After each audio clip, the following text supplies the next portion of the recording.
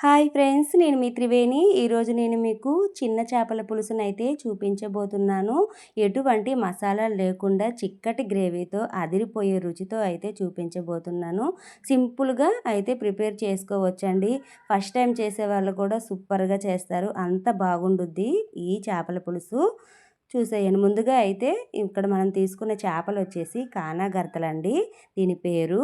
ఈ చేపలనైతే నేను ముందుగా నీట్‌గా కడిగి పక్కన పెట్టుకున్నాక, కొద్దిగా పులుపుకి సరిపోయే చింతపండు అయితే తీసుకోవాలి.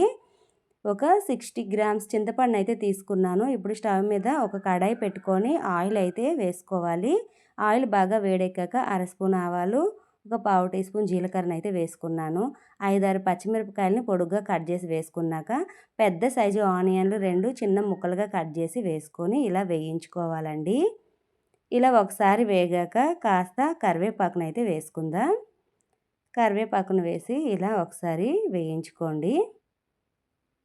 ఇలా బాగా సాఫ్ట్‌గా కుక్ అవ్వాలండి. ఇప్పుడు 1 స్పూన్ అల్లం వెల్లుల్లి పేస్ట్ అయితే వేసుకోవాలి. ఆనియన్ కాస్త వేగాక వేసుకోండి, లేదంటే అడుగంటుకుంటుంది. ఇది బాగా అల్లం వెల్లుల్లి పేస్ట్ ఫ్రై అయ్యే వరకు వేయించుకోవాలి. చాలా బాగుంటుందండి. ఎటువంటి మసాలాలు కూడా పెట్టనవసరం లేదు. ఈ చిన్న చేపల పులుసు అయితే రుచి చాలా బాగుంటుంది. తాలింపు బాగా వేగాక 2 మీడియం సైజు టమాటీలని ఇలా ప్యూరీ చేసుకొని వేసుకోవాలి. ప్యూరీ వేసుకున్నాక బాగా కలుపుకోవాలి. ఇప్పుడు ఇందులో పావు టీ స్పూన్ పసుపు, అలాగే 2 చెంచాల కారాన్ని అయితే వేసుకుంటున్నాను. రుచికి సరిపడా సాల్ట్ వేసుకోవాలి.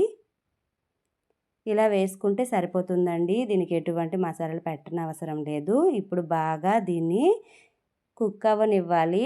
ఆయిల్ పైకి రిలీజ్ అయ్యే వరకు దీన్ని వేగనివ్వాలండి.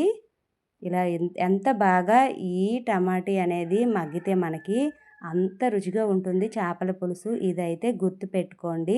ఈ చిన్న చేపల పులుసు రుచి అనేది ఈ తాలింపులోనే ఉంటుంది మనకి.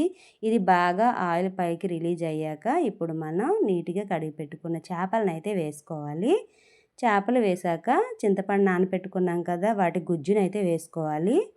గుజ్జు మరీ తక్కువ వేయకూడదు, అలా ఎక్కువ వేయకూడదండి. కొద్దిగా ఇలా ఒక 60 గ్రామ్స్ చింతపండుని ఇలా కాస్త గుజ్జుగా తీసుకొని వేసుకుంటే సరిపోతుంది.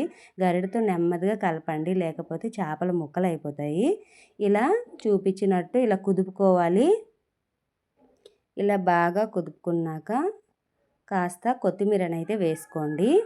ఇలా ఒక 5 నిమిషాలు హై ఫ్లేమ్లో ఉడికితే గుమగుమలాడే అదిరిపోయే చేపల పులుసు అయితే రెడీ అయిపోతుంది. చాలా రుచిగా ఉంటుందండి. ఇలా నెమ్మదిగా అయితే కలుపుకోవాలి. చూడండి, ఈ గ్రేవీ కాస్త దగ్గర పడాలండి. ఇలా బాగా కుక్ అవ్వాలి. 5 నిమిషాల పాటు హై ఫ్లేమ్లో కుక్ చేసుకోండి. చూడండి మనకి చేపలు అనేది ఎంత బాగా ఉడికిపోయాయో.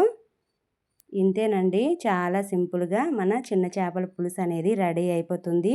రుచి అయితే మామూలుగా ఉండదండి. మీరు ఎప్పుడు చేసినా ఇదే ప్రాసెస్లో చేస్తారు, అంత రుచిగా ఉంటుంది. స్టవ్ అయితే బంద్ చేసి వేరే ప్లేట్లోకి అయితే వేసుకుందాం. చూడండి మనకి ఈ రసం కూడా దగ్గర పడింది. చూశారు కదా. వీడియో నచ్చిందని అనుకుంటున్నాను. Thank you friends.